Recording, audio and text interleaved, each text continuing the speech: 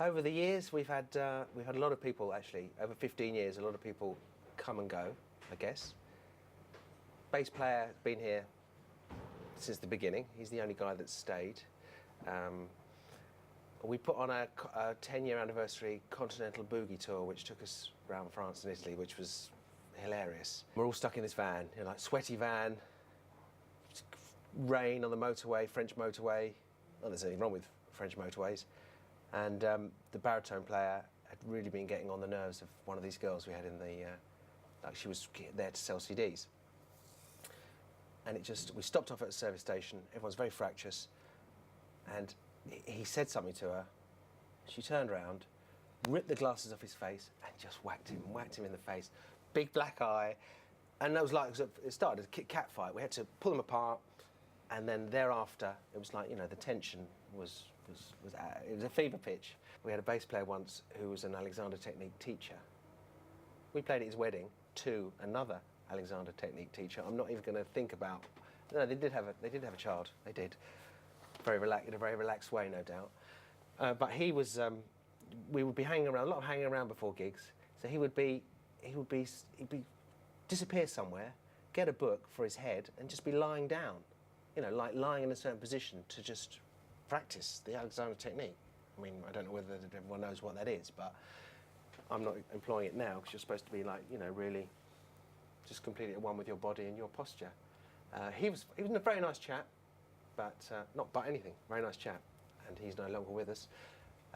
The drum seat has been quite interesting too over the years. We've had this guy, one guy, he blagged it. He said that he was a drummer. He'd been in the army. All he'd ever done is play side snare. That's all. He'd never played a kit. Blagged it. And so we were sound checking a gig, like his first gig with us. And the sound engineer's going, you know, tom, bass drum. And you could see that he didn't really know. He didn't really know what he was doing. But I think it went okay. In terms of lineup, I reckon we're probably the best we've ever been. I mean, if you're growing as a project and as an artist and as artists, it's always got to be the best it's ever been, I suppose. You've always got to say that this year is the best year you've ever had in your life, irrespective of what's going on, because it is the only thing that's actually true and real. This is the best moment there is, now. Well, it's not, obviously it's gone now, but now. I think the most memorable has got to be Montreux, playing at Montreux Jazz Festival, because that's like, you know, a major festival's been going for like 40 years. They've all been there. You've got Freddie Mercury, statue of Freddie Mercury on the side of the lake. And we played there in 2007. Great, just the whole vibe, Lake Geneva, one side's France, one side's Switzerland, just magical, the whole thing, you know.